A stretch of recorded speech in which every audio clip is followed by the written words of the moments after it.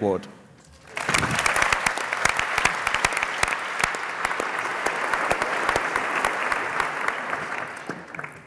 Thanks, Steve. You make me sound quite old there when you went through that. I do remember them days as a telegram boy. I had long hair in them days, and it was a time when Citizen Smith as well was doing their thing, so I used to be called Wolfie quite a lot. Brothers, sisters, friends, colleagues, there is no doubt that the Labour movement faces significant and huge challenges.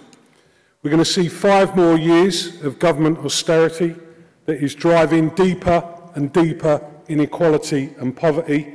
And from where I'm sitting, you see the distribution of wealth in this country now characterised for the wealthiest 5 to 10% of the population as probably the easiest ever race to the top, and for the rest of the population, the hardest ever race to the bottom.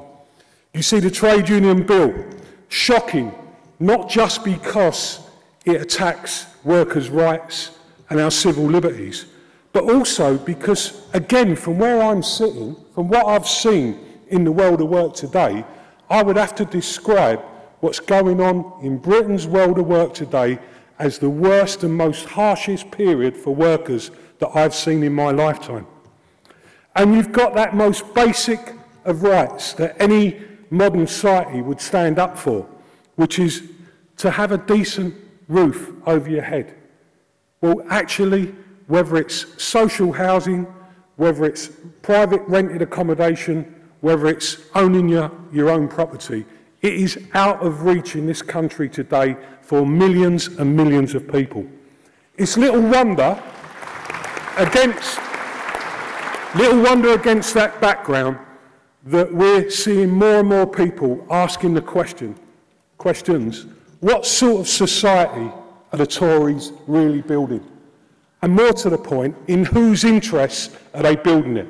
I say to the Labour movement, to the people here today, we've got to move on now from talking about what's happening, and we've got to move on and start talking about what we're going to do about it, what's our strategy, and how we're going to bring about change.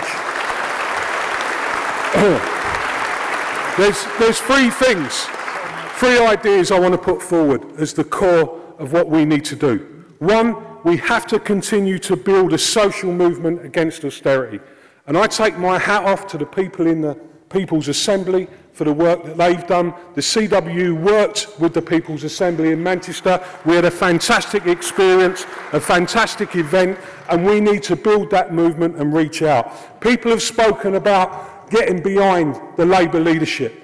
Well, you know, I mean, we really do have to start looking at what they're saying, getting behind that debate, the 3 pillars that John McDonnell no doubt is going to speak about later on today. A great project for us, a great project to change this country. Let's make sure that the Parliamentary Labour Party also understand that that project has been voted on by the members of the Labour Party unanimously.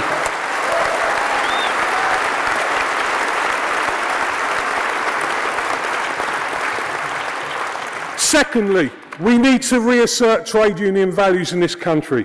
We need to move beyond the political process of opposing the trade union bill, and we need to name a day of action. And I expect, in line with what was agreed by the Trade Union Congress, that we now need to name that day very soon, and we need to start talking about what we can deliver, not making excuses for what we can't.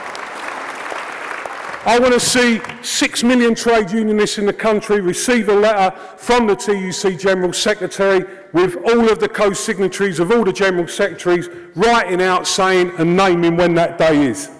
Thirdly, other things on the trade union movement. Let's get a common collective bargaining agenda that fights back against the exploitation of workers today. That's not beyond our gift, to get a common agenda on the key issues that are going to drive up pay and then the exploitation of contracts. And let's start talking about a proper strategy to organise workers in this country. From what I've seen since I've been General Secretary, there's a lot of rows go on between union about, well, that's our bit, that's that bit. You know, let's put all that to one side. In the interest of the common good, let's build and rebuild the trade union movement in this country again, and let us make that a key strategy for the TUC.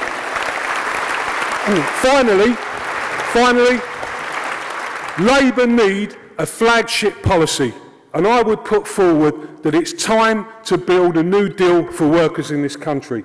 Let's have a Ministry of Labour that advances our interests, not just the interests of business. Let's have an employment rights bill that brings in a genuine living wage, that tackles bogus self-employment, that tackles the exploitative ways of agency workers and how they're getting through them loopholes and making them still suffer differently from other workers in the country. Let's make sure that we end the exploitative contracts status, not just 0 hours, all sorts of different contracts that are based on insecure employment models, that are running amok in Britain today. Labour could bring forward a fantastic policy of bringing a new deal for workers. So I want to summarise by saying it's time to move the debate on to what we need to do. It's time for the Labour movement to unite, to get around the things that unite us, not argue about the things that divide us. It's time for us to rise to the challenge collectively and shift the balance of forces in society in Britain and the rest of the world. Thank you.